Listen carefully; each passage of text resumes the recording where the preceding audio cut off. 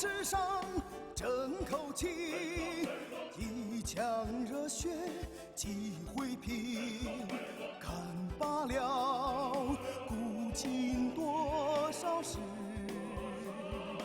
英雄莫问出身，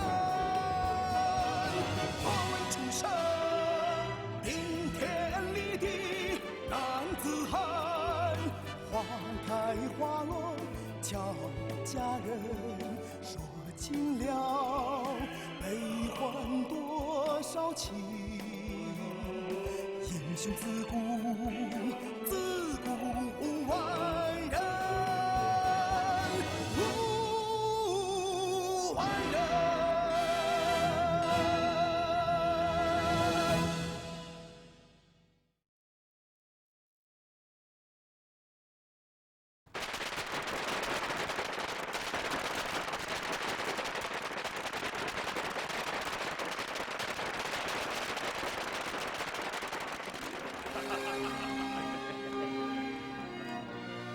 皇四子朱棣大婚，乃朝廷大喜，天下吉庆。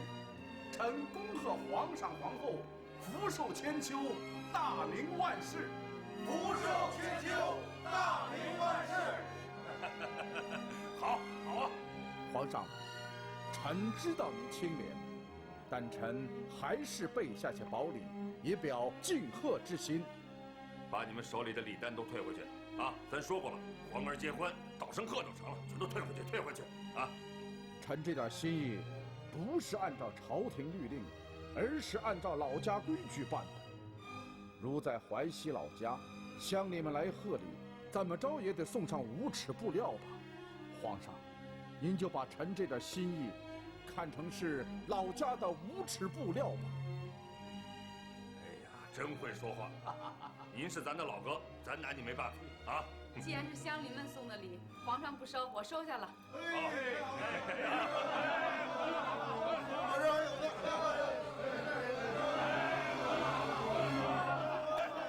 一会儿大家别走啊，咱们去武英殿喝酒去。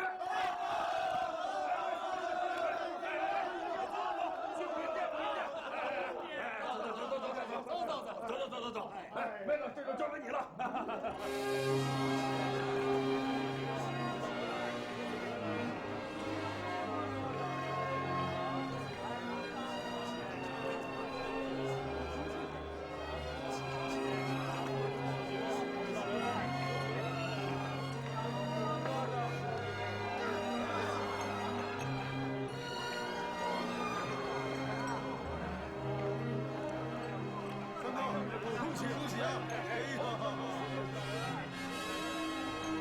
咱也敬您啊！谢皇上，臣恭贺皇上子孙茂盛，万事繁荣。好，来，来张。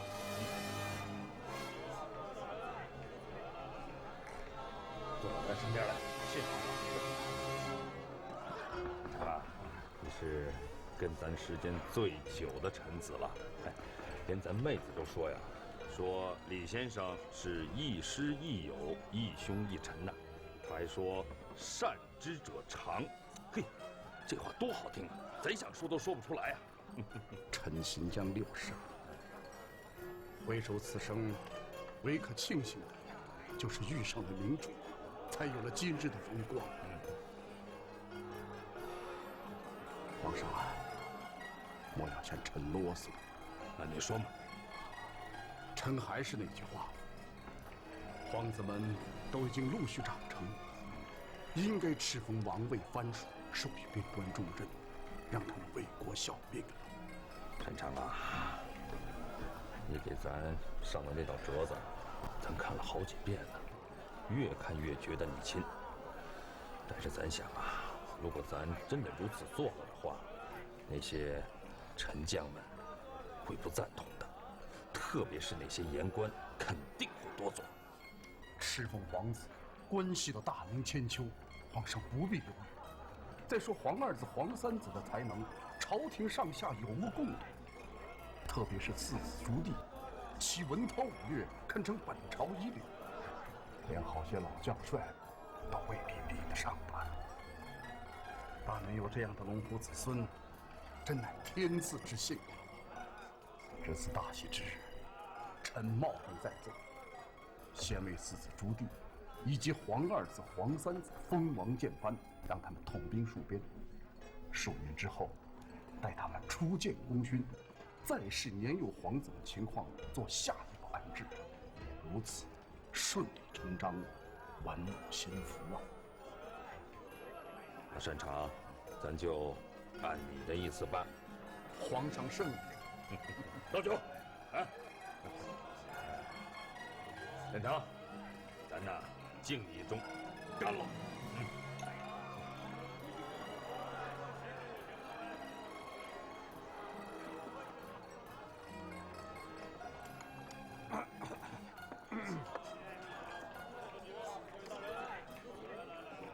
博文呐，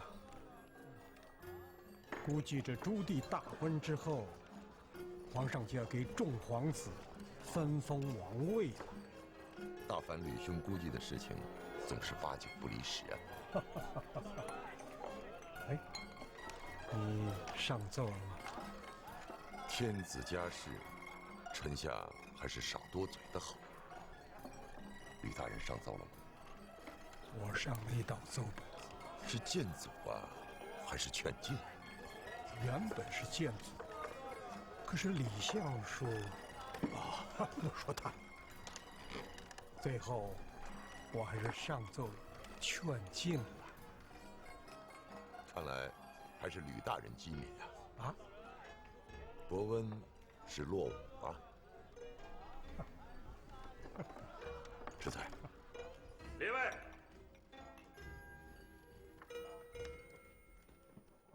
你们斟满此盅，喝完了，咱有话要说。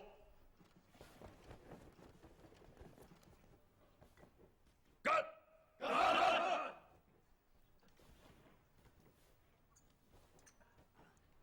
今儿啊，是咱皇儿的大喜之日，列位大臣都在，咱就想把这话给说明白了。否则的话，列位爱卿猜来猜去的，这一件事儿啊，往往就会变成好几件事儿，这不是给自己惹麻烦吗？啊！诸位皇子们，都已然长大成人，该让他们担当大任，为国效忠了。经李相与列位成功的再三进谏，咱决定，先册封皇二子为秦王，驻新安；皇三子为晋王，驻太原；皇四子为燕王，驻大都，各统3镇精兵，守护边疆，保国安民。儿臣领旨谢恩。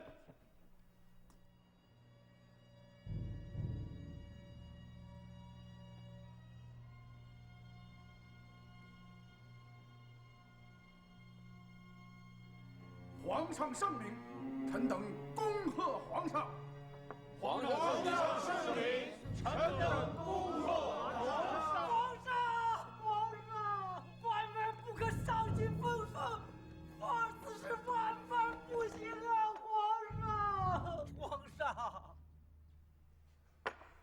陈怀义，满嘴胡言，还不快退下！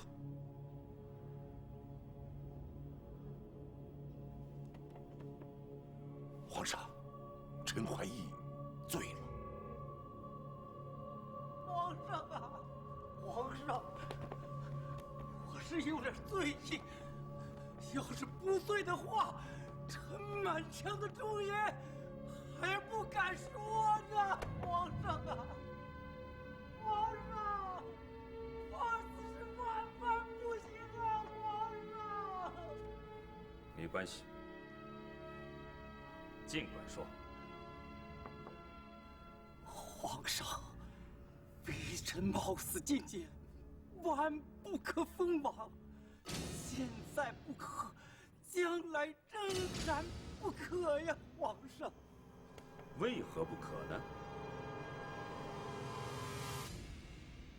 汉高祖刘邦大兴分封，结果长成了纣王之乱。唐皇李隆基偏设封王，其结果引起了安史之乱。皇上，自汉唐以降，诸王之乱史书可决，真可以作为权车之鉴呐！皇上，历代皇上册封皇子，其本意是为了戍边，而臣却以为祸乱并非来自于边外，恰恰是来自于诸王自身呐！他们军兵方阵，割地称王，没有不乱的道理呀！皇上，皇上啊，皇上！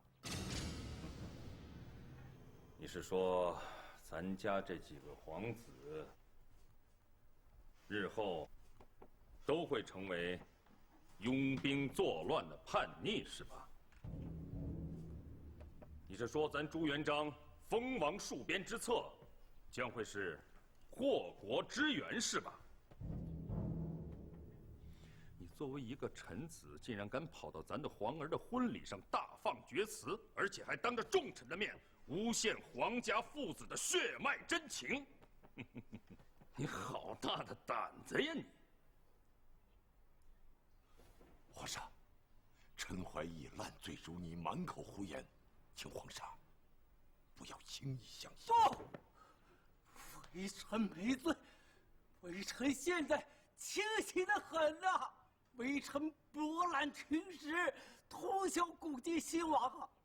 如果知而不言，那才是最大的不忠啊！皇上啊，皇上啊，微臣可是一片至诚啊！皇上，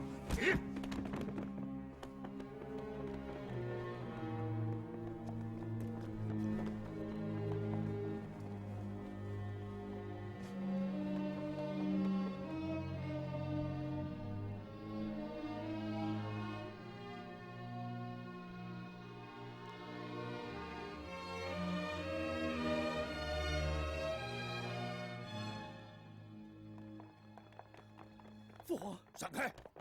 国庸，臣在。这小子是哪儿的？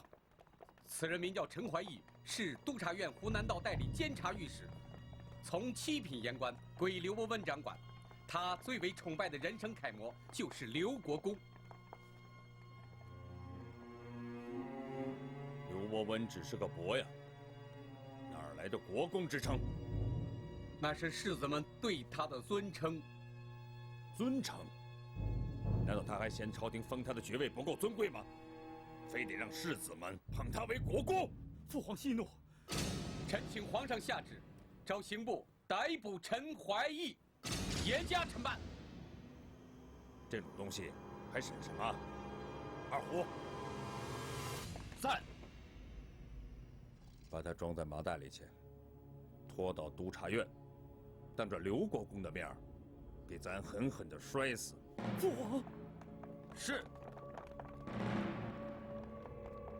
那位憨直御史的狂言醉语，在25年后成为了现实。父亲，父亲留步！护卫们把陈怀义装进麻袋里扛走了。为何装进麻袋？也许他醉得走不动道了。他们把他扛哪儿去了？刑部吗？不，可能是往督察院方向去了。坏了，灵儿，赶紧去督察院，叫所有的御史都散班回家，一个不能留。快去呀，快呀！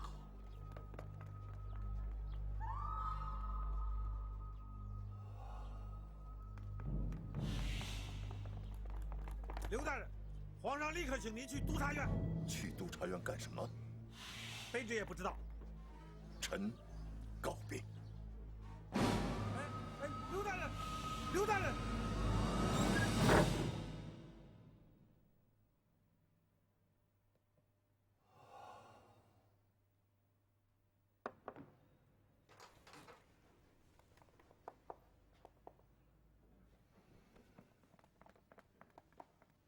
父亲，快说话呀！护卫们赶在儿的前头到了督察院，他们命令所有的御史都出来，当着大伙的面，把装着陈怀义的麻袋高高扔向空中。麻袋落下来，他们捡起来又扔向空中，就这样扔啊摔啊，直到生生摔死了他。父亲，还好您不在，真是惨不忍睹啊！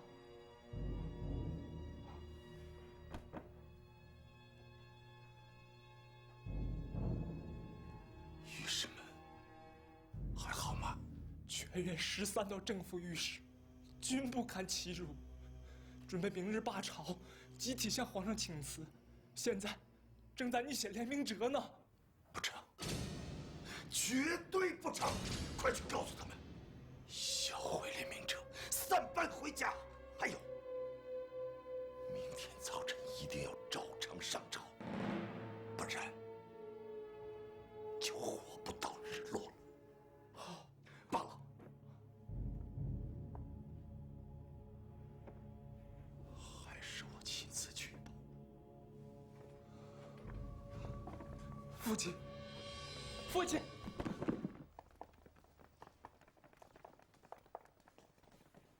父皇，儿臣把皇帝们都带来了。儿臣拜见父皇。跪下。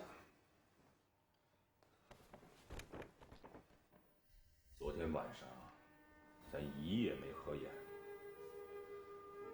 咱这心口啊，是又闷又痛。爹想了很多事，爹从来没想过这么多的事。父皇，忧虑伤身，儿臣恳请父皇一定要保重龙体啊！朱爽，朱刚、朱定，你们现在是王了。其实“王”这个字啊，很简单，3横1竖嘛。可它上面那横代表天，下面那一横代表地，中间那一横代表苍生百姓。所谓王，就是中间的那一竖，它顶天立地，统领苍生。这王可不好当啊！自古以来，世上的最惨痛之事、最伟大的事、最难言的事，往往都集中在你们这些王身上。所以，当个王不容易，实在是不容易。所以咱时常在想啊，如果你们这些娃要是生长在寻常百姓之家，那也是件好事，省着担心天天踩在刀刃子上了。父皇，儿臣明白。不，你们不明白，因为你们根本不知道为王的真谛。你们这个王啊，是爹赏给你们的，不是你们自己个儿打拼出来的。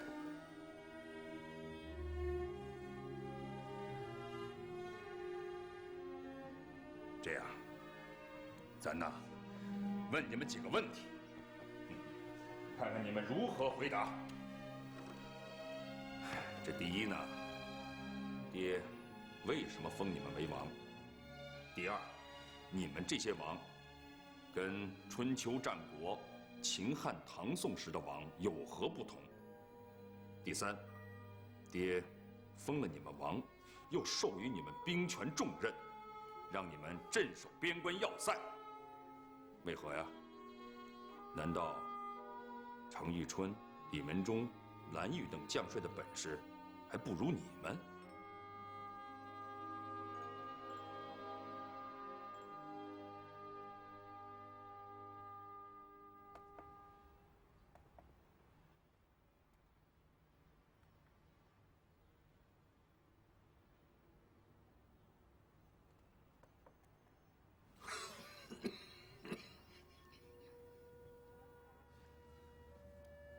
都听着，前湖南道代理御史陈怀义当众污蔑皇上，封王戍边之策，离间皇家父子之情，可谓罪大恶极，死有余辜。从从现在起，我们必须同持这一说法，绝不能有半句怨君之言。明白了吗？你们听见了吗？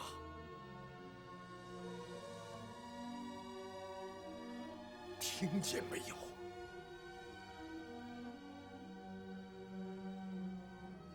哎呀，你们都是我选来的聪明人，这点道理都不明白吗？这就好。还有一件事，今后我们督察院仍然要尽守之道，纠谈不法文物时，仍然要毫不留情。如果有什么变化的话，那就是我们宁可比以前更强悍，也绝不可比以前更懦弱，因为皇上圣明着，他要是看到我们严刑执法，定然高兴，说不定会生出愧疚之情，下旨抚恤陈怀义的家眷。皇上要是看到我们懦弱无能，宽纵坏法之徒，那我们督察院的末日就到了。明白了吗？明白了。几年之后，等这件事情冷下去，到那时如果各位想走，我助你们进退。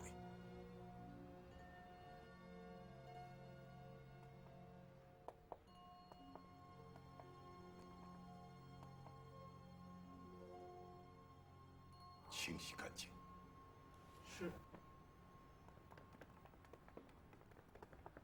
昨天，在朱棣的婚宴上，有个书呆子借着酒劲儿大放厥词，说咱分封诸王会引起战乱，还说皇朝的安危不在朝外，而在朝内，就在你们几个王的身上。皇儿们，别以为这个书呆子说的是句疯话，他代表了好些个大臣们的心思。那些个臣子们不敢说出来，这个书呆子全替他们说出来了。所以，爹不得不重办了他，以此震慑群臣，制止谬言流传。父皇办得好，儿臣恨不得将此人千刀万剐。这个书呆子人是死了，但是你们可要牢记他的话，念念不忘。为何呀？因为他说的对呀。秦汉唐宋就是因为分封诸王而引起了战乱，爹可以废其人，但不能废其言。你们一定要牢记住那个书呆子的话，要把它当作警钟在耳，永世长鸣。儿臣明白。这前朝的祸事会不会发生在本朝，那就要看你们的了。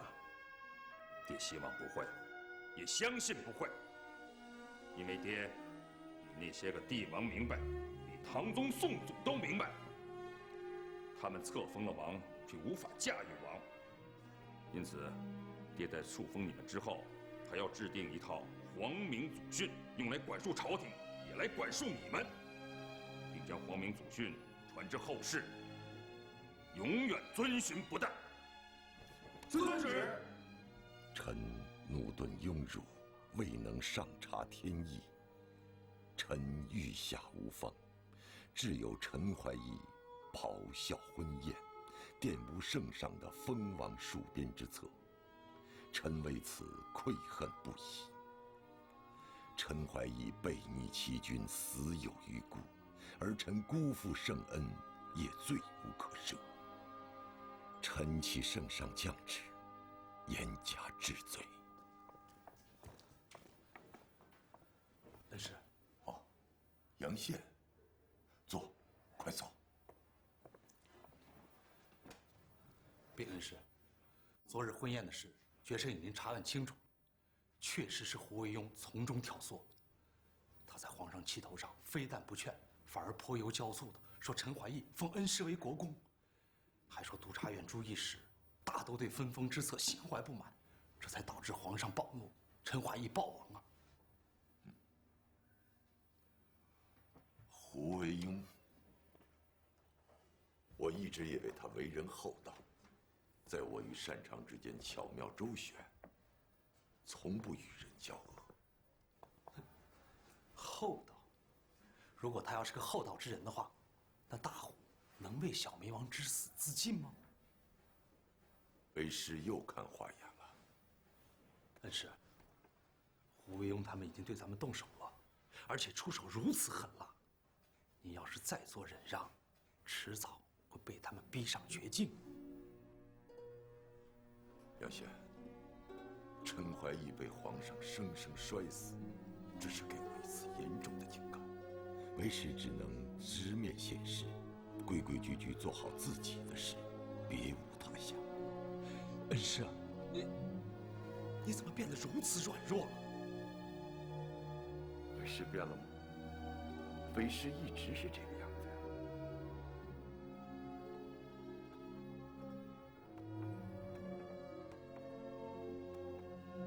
不成，我可不能忍气吞声，我要跟胡庸斗。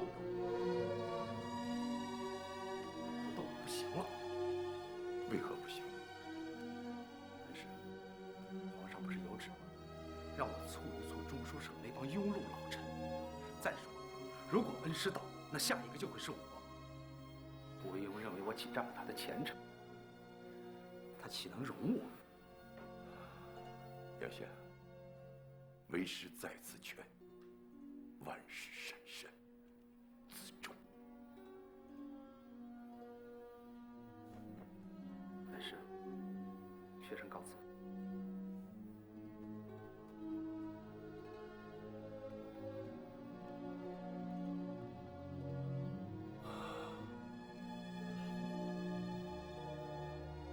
看来这段师生情谊到此已尽。也好，也好。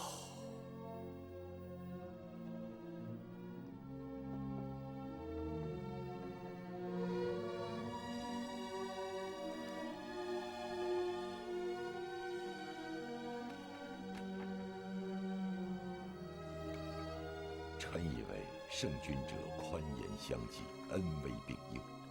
圣上举臣掌御史大任是恩，处斩陈怀义则是威。为臣者，受恩当图报，逢危当自察，报怨守义，居功尽瘁。胡将军，凡情禀报，刘伯温见驾其罪。刘大人稍后。爹，下面要问你们的是，你们所属的藩地太原、西安、大都，俱是中华千年的重镇，更是咱大明的边疆要塞。这3个城池的安危荣衰，直接影响到朝廷的安危荣衰。你们到任后，如何去处理军政、民政，特别是和当地官府的关系？皇上，让他到武英殿候着。第6个问题，爹也会一年一年的老去。如果突然有一天，爹暴病而亡或者无疾而终，你们该怎么办啊？那时候你们知道爹是怎么死的吗？啊？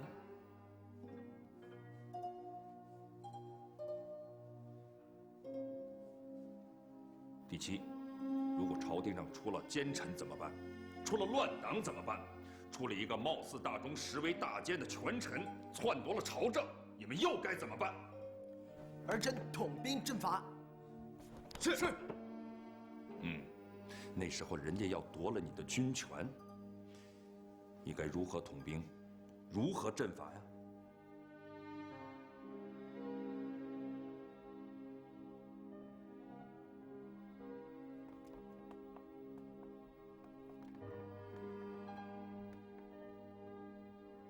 伯恩呐，到哪儿去啊？皇上让我到武英廷殿等候。哦，我正好顺路，陪你走走吧。相国请。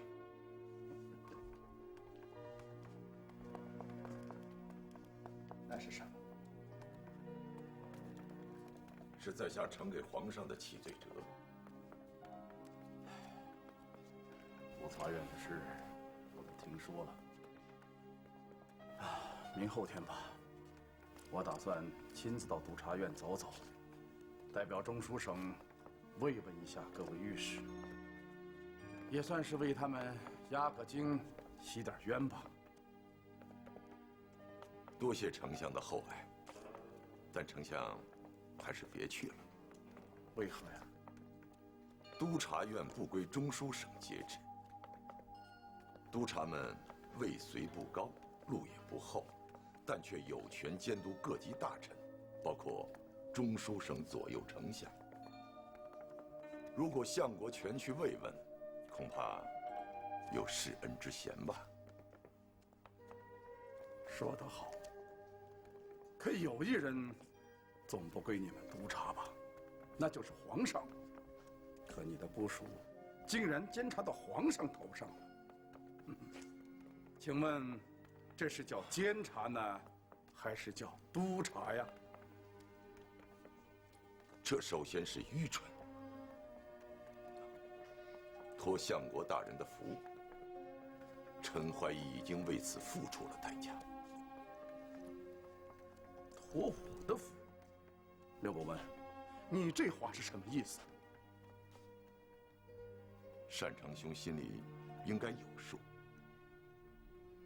如果单长兄提早跟在下打个招呼，在下也一定会约束自己的属下不要犯傻。而单长兄呢，却在喜宴上极力对皇上册封。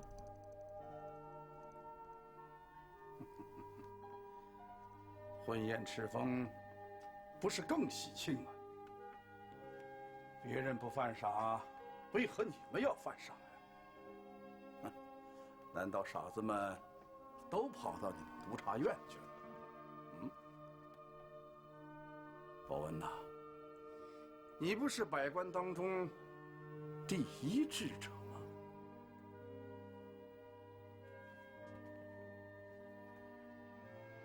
单长兄，还记着当初你我第一次争吵吗？不记得了。而且，我很高兴自个儿是个健忘之人。那好，那就容在下稍作提醒。当时，单长兄跟在下说了一句话，令在下十分感动。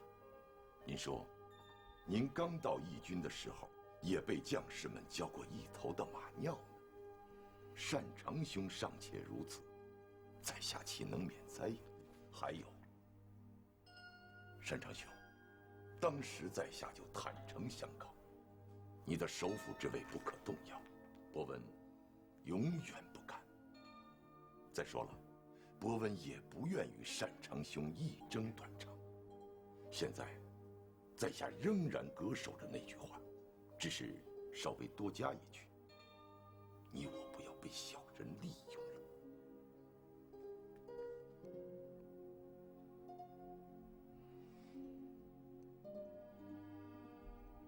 伯温呐，武英殿到了，拿好你的七罪折，进去候着吧。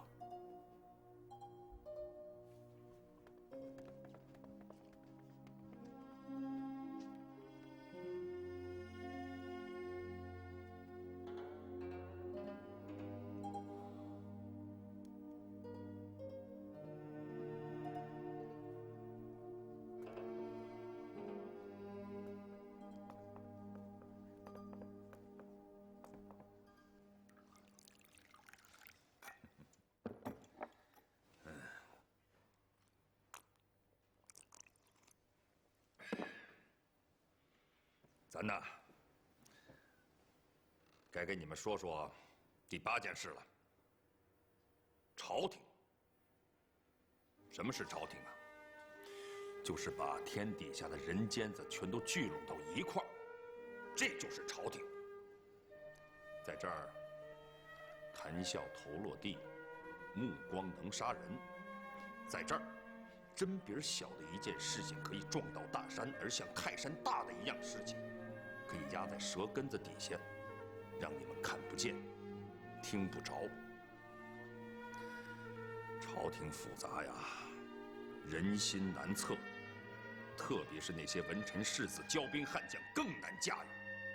你们此次担当大任，如果能胜任便罢；要是稍有失误，那些御史言官就会弹劾，那些将帅们就会窃窃私语。到那时，爹也不得不一律重办你们。所以啊，你们离朝廷远一点，寂寞一点，专心的统兵戍边，好着呢。娃儿们，你们千万要自重啊！是。最后啊，爹要给你们讲讲第9件事了。今天是什么日子呀？洪武3年10月初8。你们记着，今天是咱们朱家的忌日。你们的爷爷奶奶就是在这天饿死的。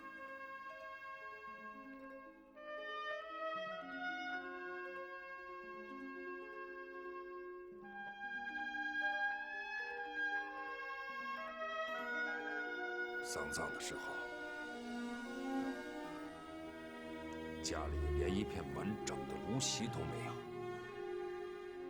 咱老娘的脚就露在外头。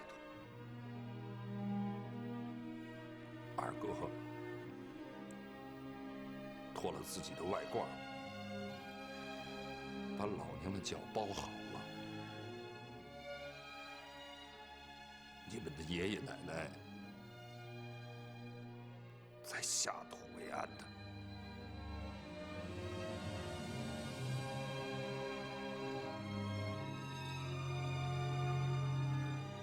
听好了，大明的基业就建立在你们爷爷奶奶的骸骨之上，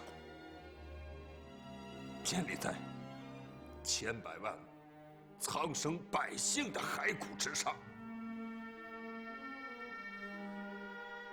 你们每次抬起头来的时候，要对得住天道；低下头的时候，要对得起在地下的先人呢。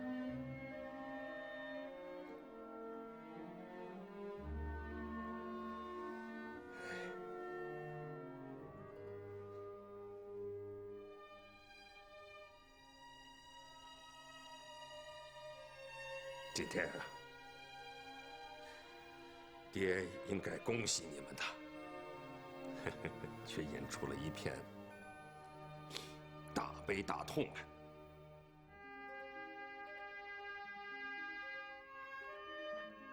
也挺好的。如果你们听了这些话以后，觉得疼了、痛了、战惊不安了，那是好事儿，说明你们已经长成了，啊！来，都起来，啊，把眼泪都给擦了。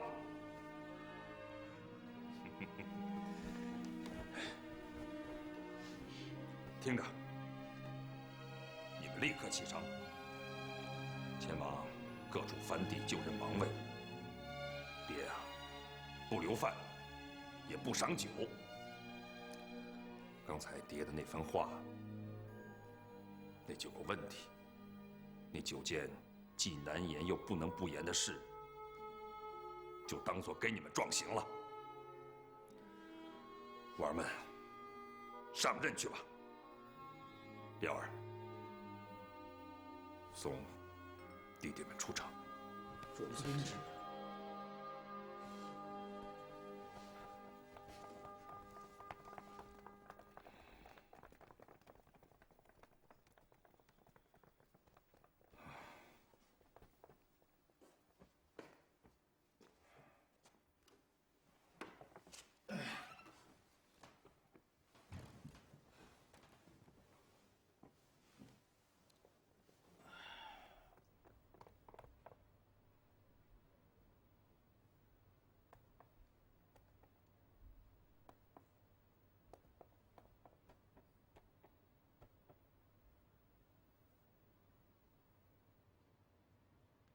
皇上，刘伯温在武英殿等候1个时辰了。让他等着。是。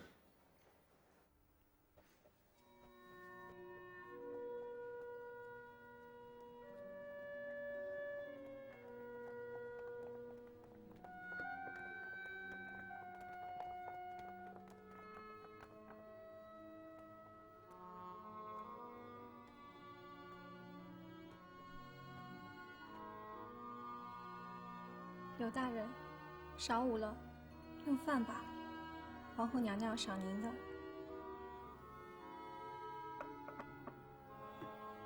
谢谢皇后娘娘。月儿告退。月儿，请转奏皇后娘娘，臣想见她一见。知道了。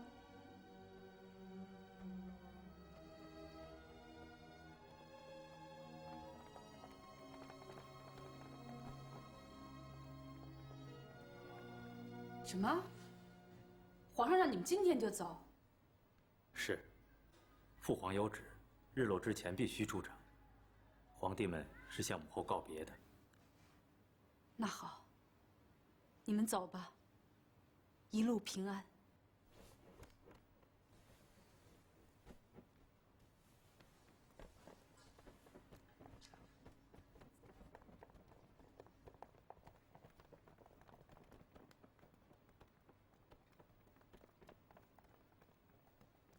娘娘，刘伯温还在武英殿等着，但皇上一直不见他。刘伯温奏请娘娘，能否能见他一下？不见。皇上让他等多久，他就得等多久。是。得了，甭跟他说了，他自己心里应该明白。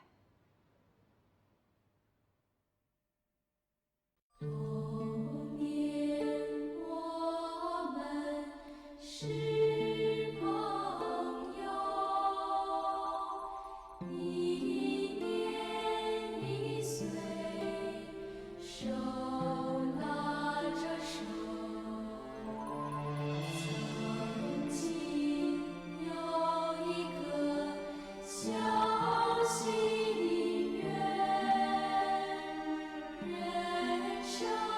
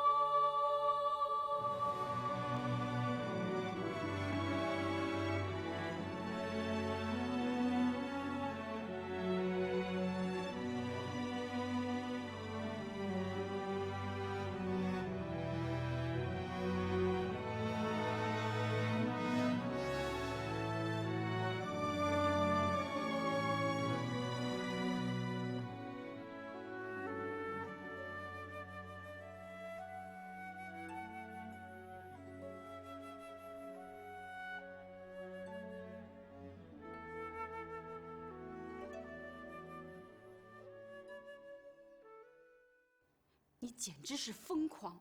梅子，咱是皇上，你不是。夹在两边人中间，如履薄冰，事事谨慎，我的心都要用烂了。三弟呀，上尉这是变相的收缴我的军权呢。